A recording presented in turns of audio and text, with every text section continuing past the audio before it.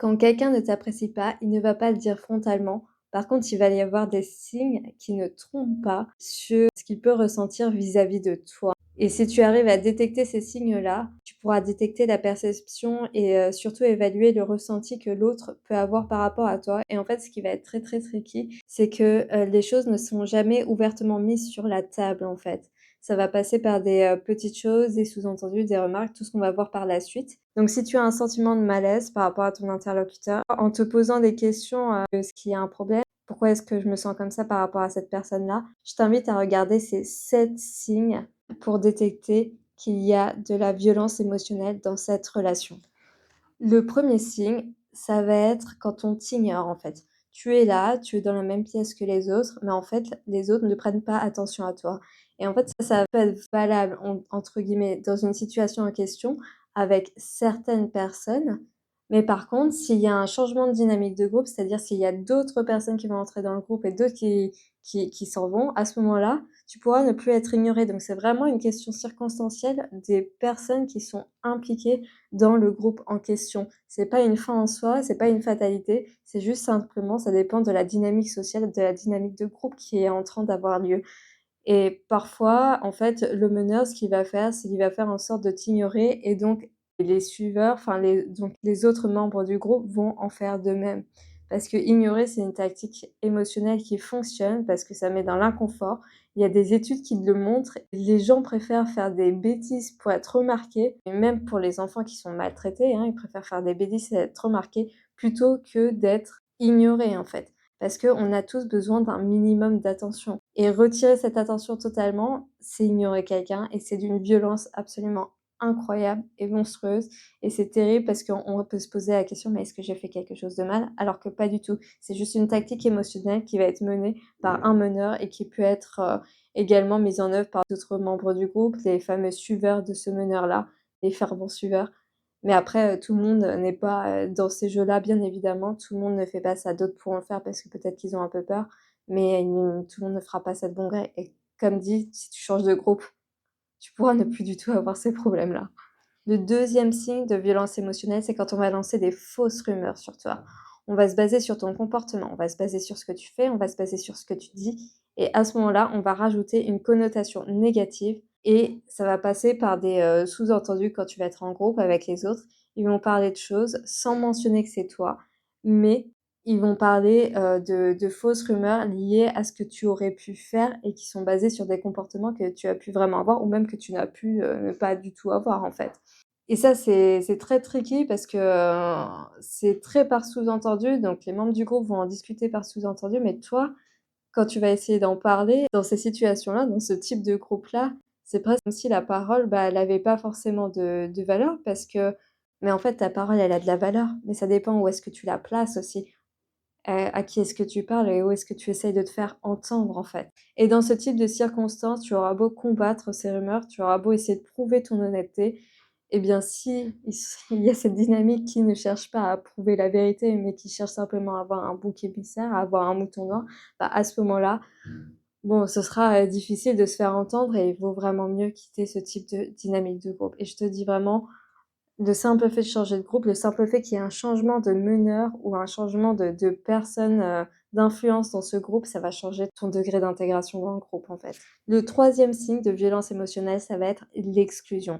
Alors ça va être différent de l'ignorance, parce qu'ignorer, c'est faire comme si tu n'étais pas là. L'exclusion, tu es là et on sait que tu pourrais participer aux activités, mais on va faire en sorte que, bah non, on va faire en sorte de t'exclure, donc tu es là, tu fais partie des événements, mais tu n'as aucun rôle à jouer. On te donne aucun rôle à jouer, on te laisse aucune place, en fait, pour pouvoir, participer, pour pouvoir donner ta contribution et donc ça, c'est un signe de violence émotionnelle parce qu'on a tous ce besoin d'avoir, de tenir un rôle et de trouver une place, en fait, dans la société, de trouver une place dans les groupes auxquels on appartient et c'est d'autant plus douloureux que tu as ce besoin d'être utile, en fait, que tu as ce besoin de servir et qu'il peut y avoir des difficultés ou des petits challenges à comprendre la situation. Parce que quand on la comprend réellement, on arrive à prendre du recul et savoir: «OK, bah, ça va éveiller des émotions en moi, mais en soi, ce sont simplement des émotions dont c'est à moi de prendre soin, mais ça n'a aucune indication sur ma valeur, c'est juste simplement, bah, voilà, il peut y avoir un mismatch entre moi et le groupe».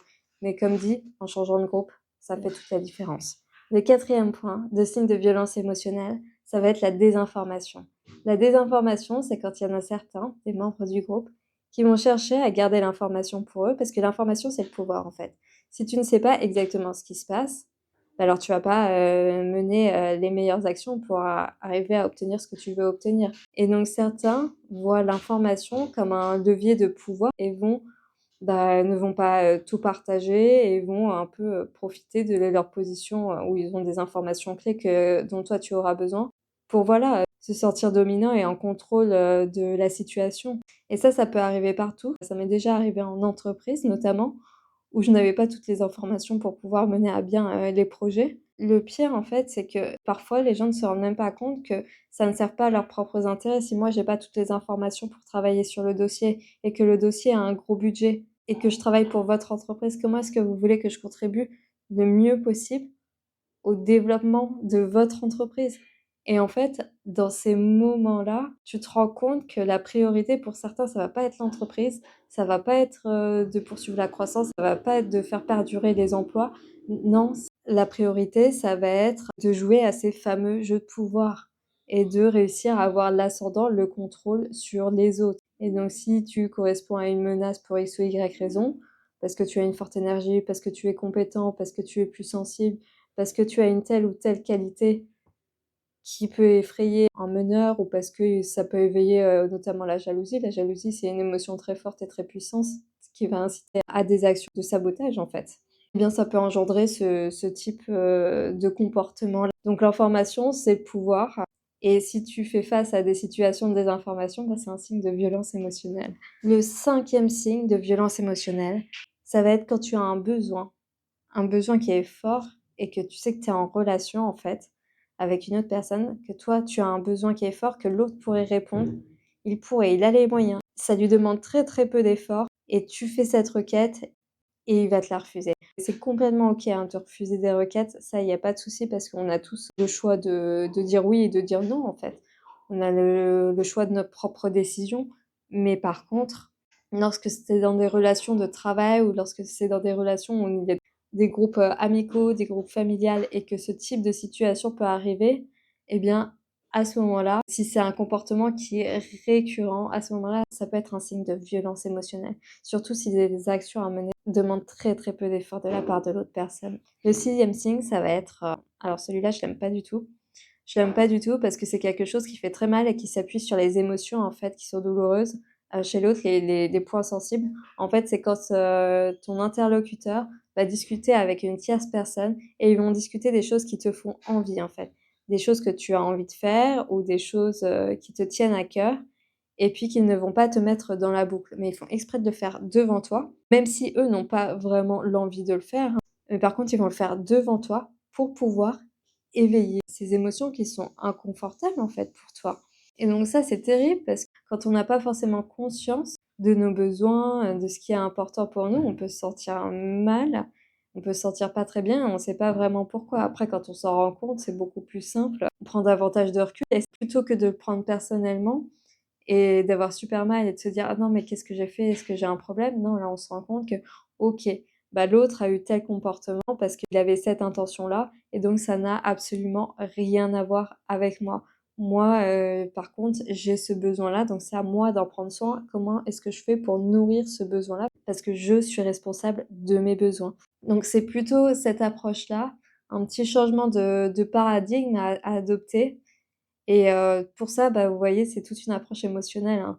C'est, vraiment comprendre ses émotions, comprendre ses besoins. On vit dans une société et en fait, on nous demande beaucoup de nous adapter aux besoins des uns et des autres, quitte à, mettre son identité de côté. Mais non, non, son identité, on la met pas de côté, on la garde, on la laisse centrer à l'intérieur et après on fait en sorte de pouvoir nourrir ses besoins de manière à ce que ce soit le plus fluide possible et en accord avec, les besoins et surtout, ce dont les autres ont envie, leur profil de personnalité et leurs besoins à eux, en fait.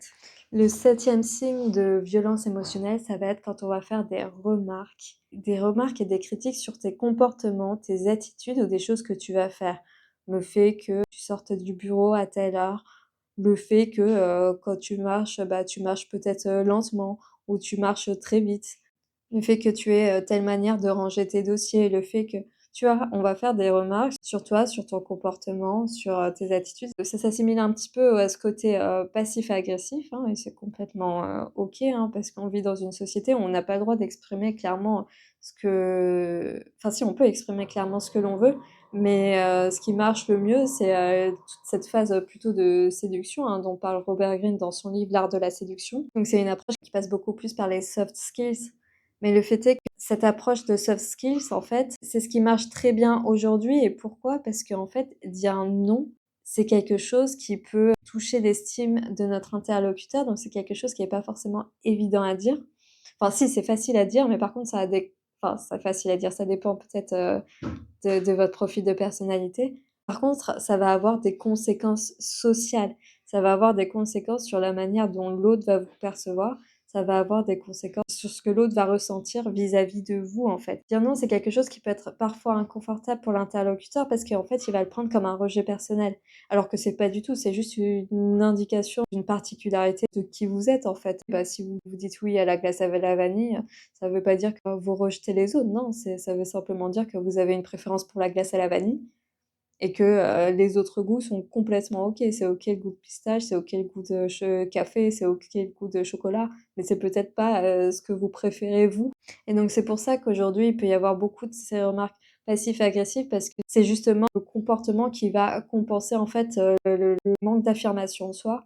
L'affirmation de soi, c'est quelque chose qui est challengeant dans la société d'aujourd'hui, hein, parce qu'il faut être prêt à être confronté à toutes ces remarques, toutes ces émotions qui vont être inconfortables chez l'interlocuteur et c'est complètement OK, hein. C'est complètement OK, il suffit simplement de savoir les gérer, hein, quand on pose le non, hein.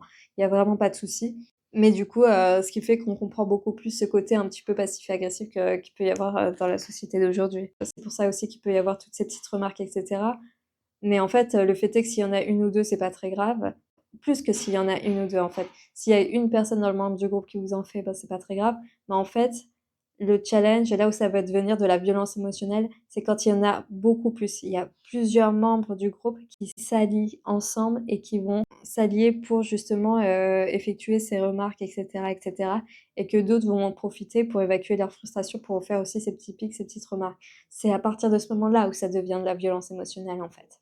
Et ce sont des situations qui sont pas forcément faciles à vivre, mais comme dit, à partir du moment où il y a un changement dans la dynamique de groupe, ça change tout.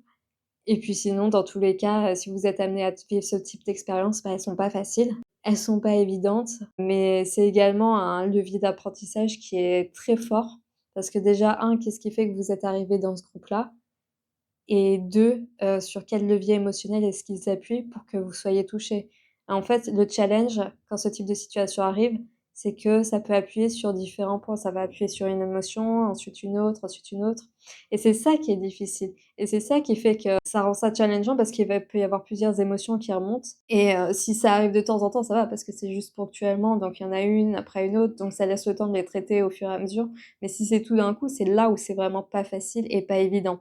Pas évident, mais pas impossible à gérer. Voilà. En tout cas, je ne sais pas dans quelle situation tu es aujourd'hui, si tu es amené à vivre ça, mais sache que c'est pas une fatalité. Comme pour tout, ça doit être une phase d'apprentissage et comme pour tout, tu n'es pas le seul à vivre ces situations-là.